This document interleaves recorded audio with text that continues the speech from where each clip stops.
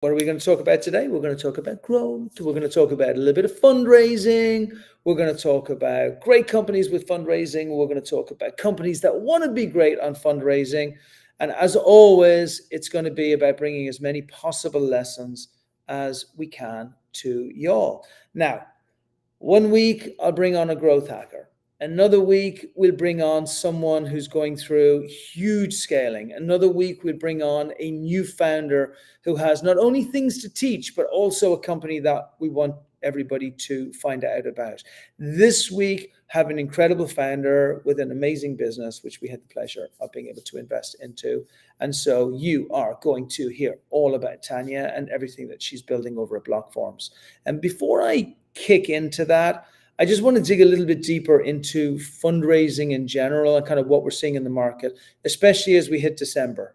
And this is a funny stage of the year. And at Expert Dojo, I feel like I live in two worlds. I live in the Web3 world, which is more immediate returns for investors. And I live in the Web2 world, where you have to wait a little while, especially in pre-seed and seed.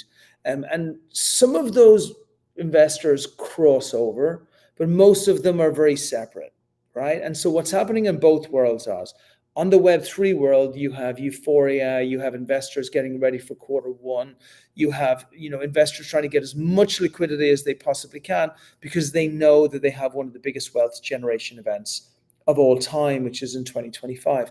In the Web2 world, you have investors who are hurting, and they have been hurting for the last couple of years. And hurting means there haven't been any IPOs really. Mergers and acquisitions may have been happening, but weak prices, weak mergers, not good for companies that were actually merging. Just generally a very, very tough time. And what does all that do? It stops liquidity in the market. And when you have liquidity being stopped in the market, you have a place where you don't have money for those LPs to put money back into the VCs, which puts money back into the market, which drives the whole machine. So the machine has got stopped. So for you to have success in a market like this, you have to stand out. You just don't have a choice anymore. It's not about going to a pitch competition, being seen, being one of three companies that gets investment put into it, and then having a bunch of other investors come on in the back.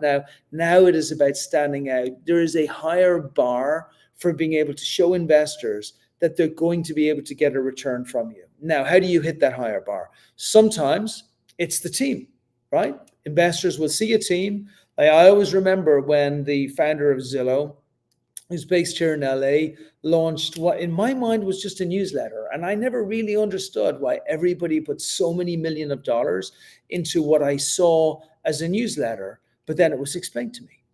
It's Spencer.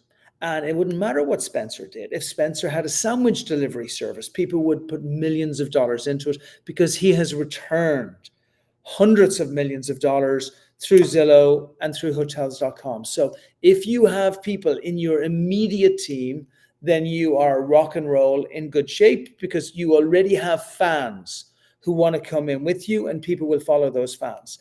If you have people in your advisorship team that are not in your immediate team, but these people are rock stars, exactly like how Brex did it when they brought in a lot of the original folks from PayPal, even though they had nada, they had nothing at the beginning. I would argue they had nothing for 5 years, but they still raised hundreds of millions of dollars on the back of the incredible advisors they have.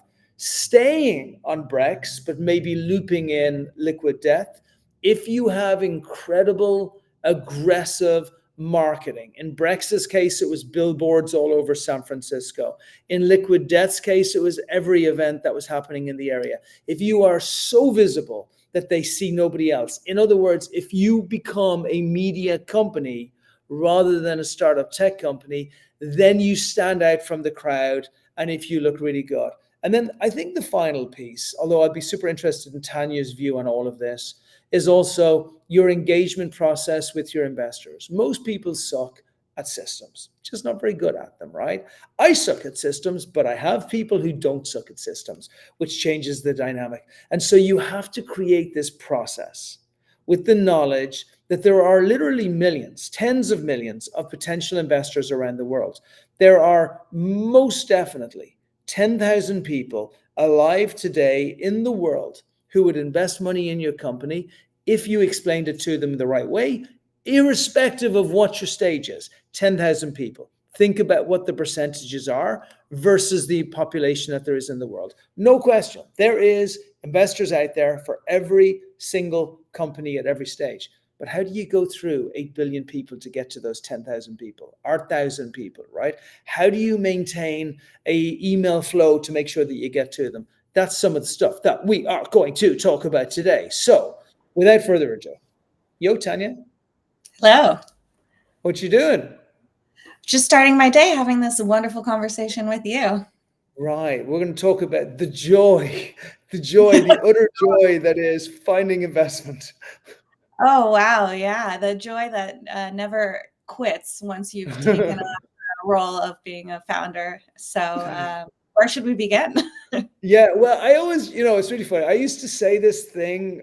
I used to say this thing before VC, which kind of had a little bit of meaning, but it has crazy meaning now. I always say, look, no matter the difference between, I don't know if it's great leaders, maybe sort of people who have a propensity to be more successful than other people, is when they have that whole swan effect, right? So on top of the water, we're just gliding across the water and looks like everything's amazing, but underneath, like kicking like crazy and maintaining that composure as if the world is not like a poisonous, horrible place trying to destroy you at every minute is one of the hardest things to do in the entire world. I think in startup, it's just multiplied by 1,000. I think just the feet under the water are just kicking that way and this way and everything else.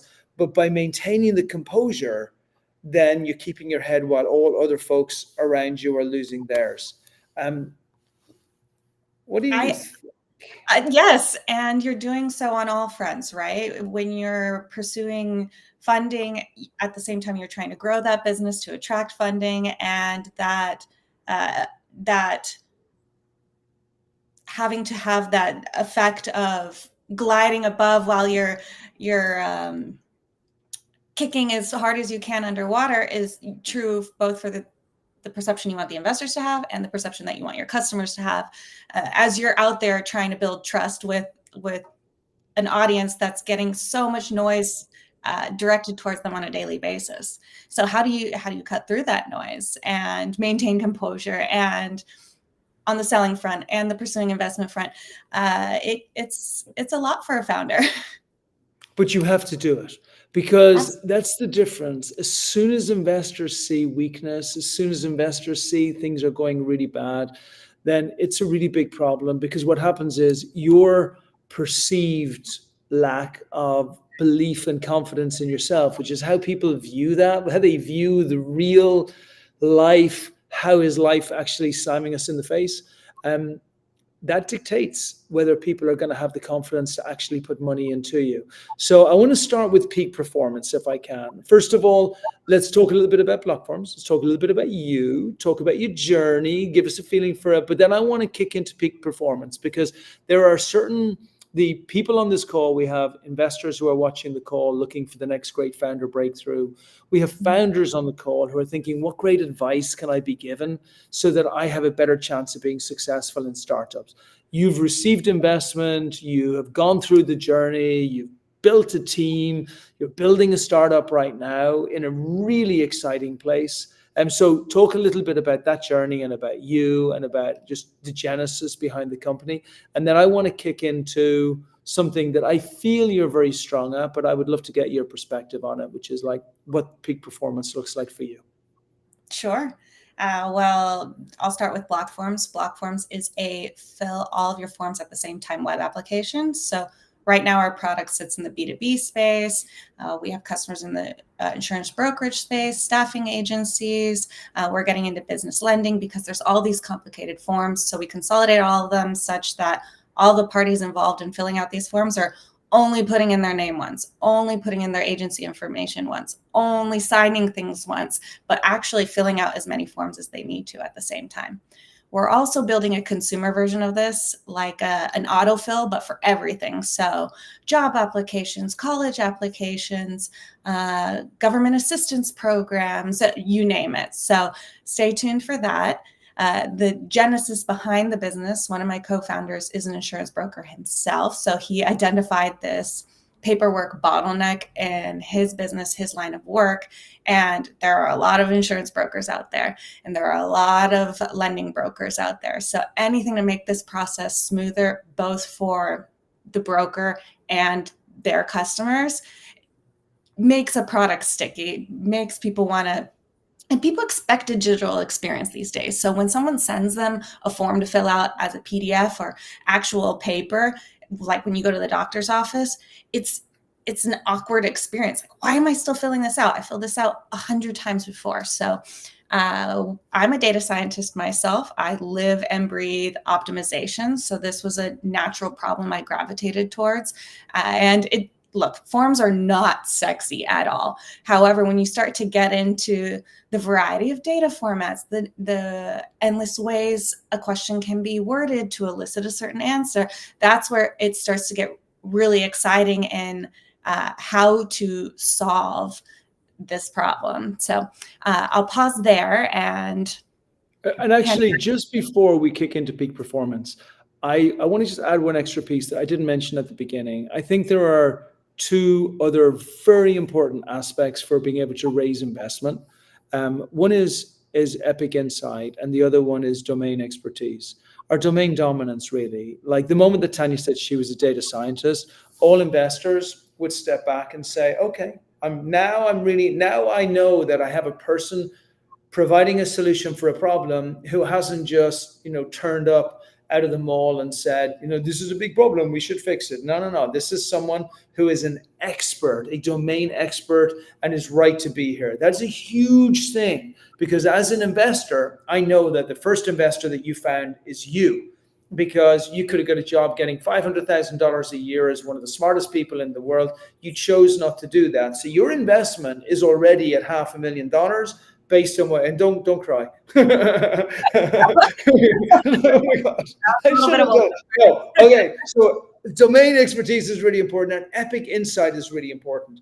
As an investor in your product, I saw your product differently. I saw your product as the Waymo for forms, right? And so if you're in Santa Monica, literally all you see are driverless cars.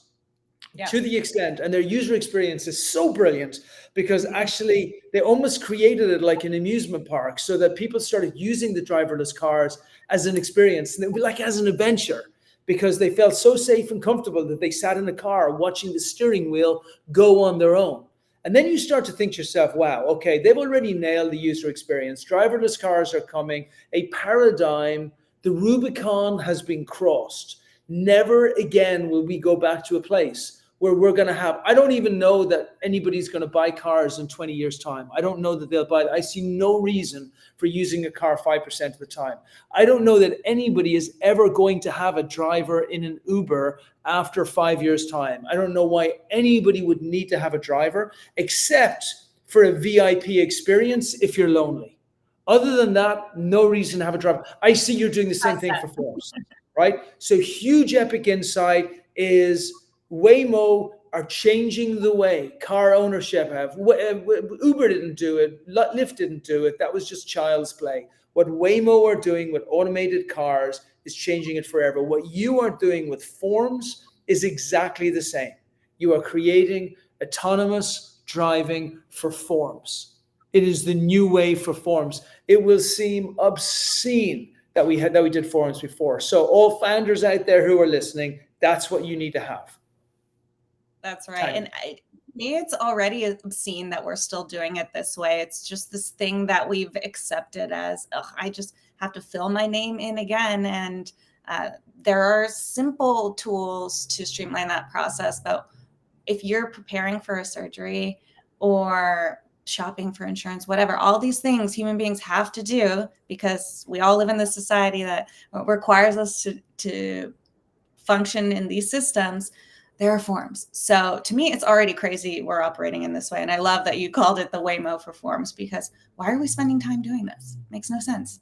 Yes. And so hopefully that's what it will always be known as from now on. Okay, so peak performance. How do you maintain your peak performance? You're trying to fundraise, you're building a product, You're learning from the customer while you're building the product, and you're also trying to take care and build a team as well. Peak performance. And I see peak performance in a couple of areas. One, your mindset. The second one is clear decision making, being able to make not just one large decision, but many, many, many small decisions properly. And then also being able to communicate in a way that you get your message across. How do I want to answer this question? Because there are so many articles, podcasts, novels, I should say, not books, but even just long, long books on how to do this. And I think everyone's wired differently. For me, I love the category that you started with, the mindset, because if you are going into every day with a negative, I don't know what I'm going to do mindset, you're dead in the water. So you have to have this undying belief that you are building something useful that is actually going to solve people's problems. If you're creating a business, a product, a service, whatever, just to make money, it's going to flounder, because that drive required to really to get people to believe in what you're selling isn't authentic. And for me, it is with every fiber of my being, I know this is something that is going to improve everyone's lives. Not only if you are in a paperwork, and what by paperwork I mean digital forms, heavy space, but every single person out there has to fill this stuff out for everyday life. And there's no way that this stuff is going anywhere, because we have to communicate information, and forms, documents are the best way to do so. So going back to the mindset, as you can see, I can talk about this. If a locomotive was, I could be tied to the train tracks and I can still look you dead on the face, focus on what I'm talking about, because I have this mindset about this business and this particular problem. And so there are a lot of things that you can do to preserve mindset. One, chase a dream product that actually matters to you, that you're passionate about.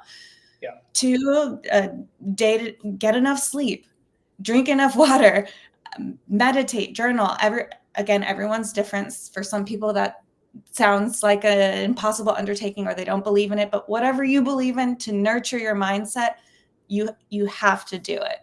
And remind me. I did a run yesterday. I did a 6.7 mile run yesterday, and I felt great at the end of it. In the middle, not so great, but like at the end of it, I felt just fantastic. And then I came back, and I like sat down, and I turned on my music full blast, and I had my headphones on, and I felt fantastic. And then I just did my LinkedIn. I cleaned my LinkedIn. I cleaned my email. I slept like a baby.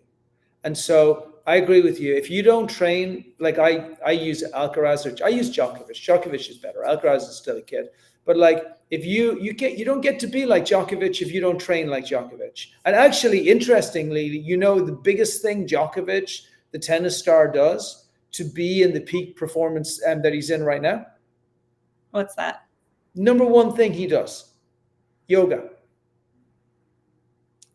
Exactly. Mind preservation, flexibility. I know that he's also gluten-free, so diet and diet. Yeah. It's so, look, I don't want to break this to you, founders, but Doritos, as much as I love them, with like little salsa and cheese and guacamole and like some Philadelphia cheese, not that I crave it, but this is not the food of champions.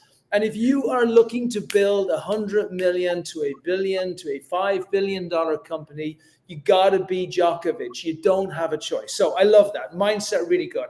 Epic insight. And what you also said about, I think of it as ikigai, which is having this incredible purpose and vision about a thing that the world needs so desperately, that you will overcome your mediocre human like shortcomings of like what we can do and what we can't do, by being able to do something truly tremendous. Also using the epic insight. Talk to me a little bit about like how you approach the fundraising path. And I talk about this very openly, because I just think it's so obvious you can't not talk about it openly. There's a big difference between a woman fundraising and a man fundraising, unlike 1,000 different levels. Like even on the very base level of, if you're a guy, you know if somebody's not going to invest in you relatively quickly. If you're a woman, you don't know that, especially if you're dealing with a guy, right? And so you have all these like crazy idiosyncrasies that you deal with that are just incredibly difficult. But what would you give, first of all, for female founders, like best advice on the fundraising track that you can possibly give them to have the most amount of success, which I'm sure includes mindset as well, and then just in general for all founders? Yeah, I'm happy to move past mindset and all these wellness things, because while we all know that they're true, it takes so much more than being healthy to be a successful founder. A lot of it is, and maybe this is still mindset, the ability to not take things personally. You have to be willing to put yourself out there. You have to be willing to do a LinkedIn Live with nobody on it. You have to be willing to send emails into the abyss, go network by yourself, Yeah. try things, and have people email you back saying, stop, go away, not interested. And I can speak from my personal experience that as a woman, it's really awkward. You don't want to, it's not nice to ask people for money. Everyone hates it. Um, it's, it's, nobody likes rejection. Starting as little kids on the playground, you're nervous to go ask, oh, so and so, if they want to go on the monkey bars with you. So you got to get over those things. And then you have to make a decision and see how it goes. And if it fails, move on. Don't check why. You don't dwell. I'm sure you want to understand, okay, I should have said this instead of that, but move on. You gotta just keep going and keep going and keep going, like your life depends on it. Yeah. And then as you're outreaching to investors, do you have a number of investors that you outreach to on a monthly basis, a type of investor that you outreach to? How does your strategy begin and end?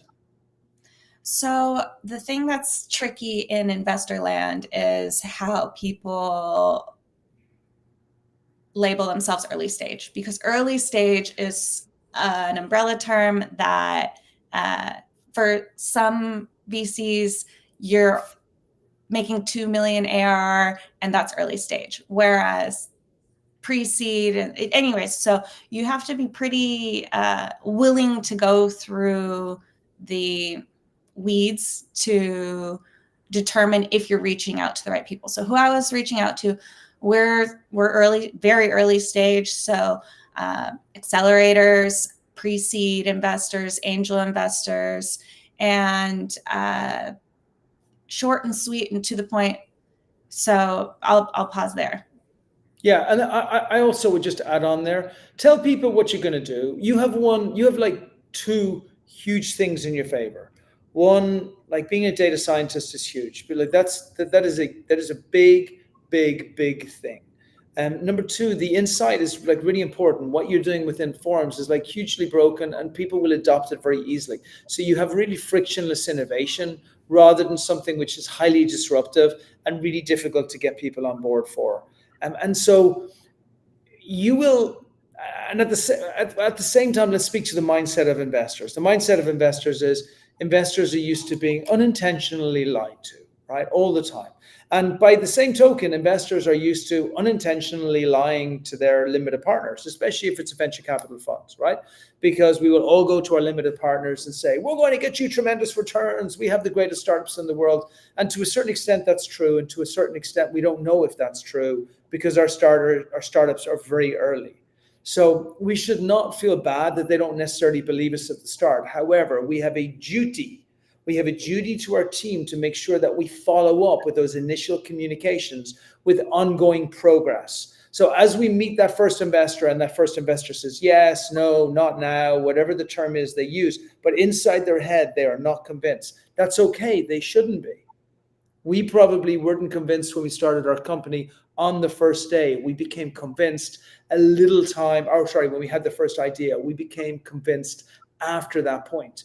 So everybody has to have a sequence of communication.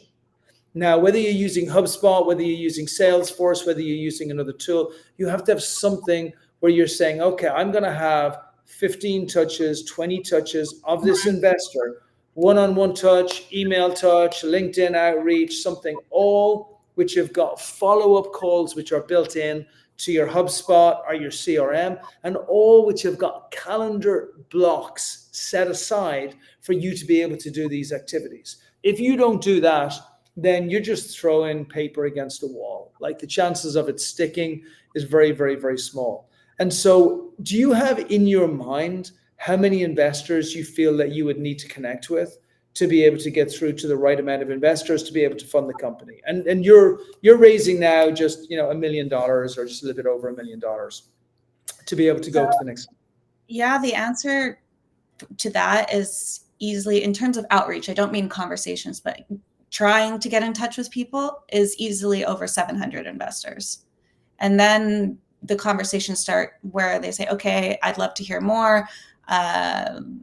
Please send the deck. Let's hop on a call. And many of them will say, especially because of what you said in the intro of this call, Web 2, this year has been brutal. Many of them say, okay, let's keep in touch. We want to see a higher ARR. I like you. I'm interested in the business. This is my sweet spot, but let's talk next year. And you have to use these CRMs and take these notes and actually follow up, because they'll forget. They're not going to reach back out to you. This is your business to push and sell. So the number of touch points per investor, at least 5 or 6. Don't expect a response from them in the first couple of tries. And also, there's a familiarity at a certain point. Okay, first time they're seeing your business's name or your name come across their desk, whatever. Third, fourth time, oh, they're still around. They're still kicking and grooving. Oh, they must have grown a bit. I'm going to take this conversation. So the more you can put yourself in their shoes, the better. Yeah, and I'll add 2 extra little pieces in there. Number 1, don't be afraid to call people after a while, especially if you've had 1 or 2 interactions with them. Even if you call someone up, like if somebody calls me up and they're like, Brian, hey, listen, I know you're probably in the middle of a bunch of stuff. I just wanted to give you like a 30-second update on what's happened. Just 30 seconds. Is that okay? Right? And just that, like, because now you have me. I'm on the phone. A relationship is being built in a bigger way. The worst thing I'm going to say is no, which, by the way, was the answer that you had before you made the call anyway. So like, the call is just like a no, where now you put your name into my head. And I'm trying to invest in incredibly perseverant, resilient, strong founders. Somebody picking up the phone and calls me is doing something that no other founder is doing. So it tells me that you have the ability of doing that.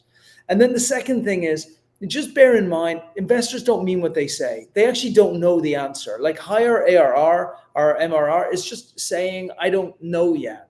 But I promise you, that same investor who's like, well, we only invest at a thesis of $60,000 a month MRR. If you call them the following day to say, Sequoia have just put money into me, they'd invest by 12 o'clock, right? So there are multiple criteria that affect the decision you have with investors.